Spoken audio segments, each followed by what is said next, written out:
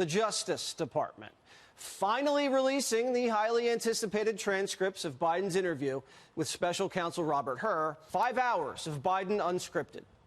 Our producers spent all day reading this, and now we understand what Robert Hur meant when he called Biden painfully slow.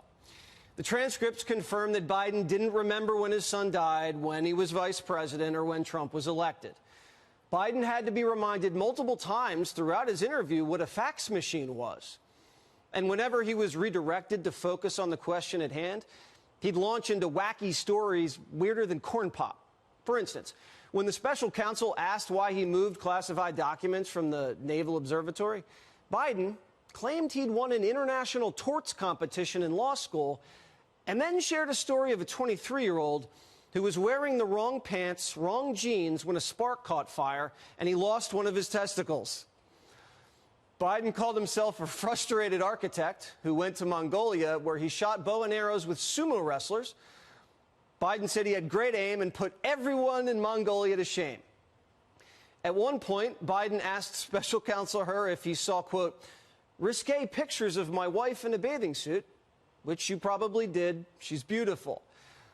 When asked about his classified documents in the garage, Biden bragged he went on Leno with his Corvette and started making car noises.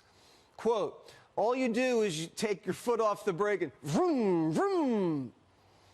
Joe Biden complained that the Secret Service was driving him crazy because they wouldn't let him drive. So Biden would drive back and forth in his own driveway. Quote, I'd get it to the bottom of the driveway, tack it up to about $4,000 and vroom, vroom. Yeah, the president making more car noises. Now, if you were a prosecutor conducting a deposition, you're asking about highly sensitive national security secrets, and the subject starts revving his engine and pretending to hit the clutch, you know he's not fit to stand trial. This is why the White House won't release the audio tapes.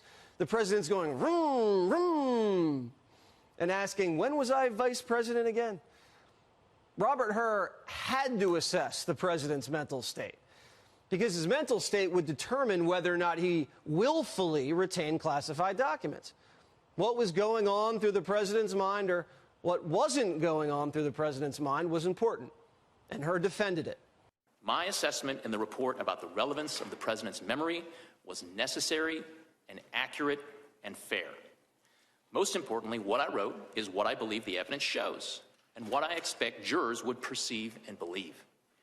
I did not sanitize my explanation, nor did I disparage the president unfairly. But Democrats didn't want to hear about the president's hazy memory. Jamie Raskin used his time to question your memory. My friends, this is a memory test. But it's not a memory test for President Biden. It's a memory test for all of America. Do we remember fascism? Do we remember Nazism? Do we remember communism and totalitarianism? They have one more reason to celebrate Donald Trump and his cult followers who've completely lost their way.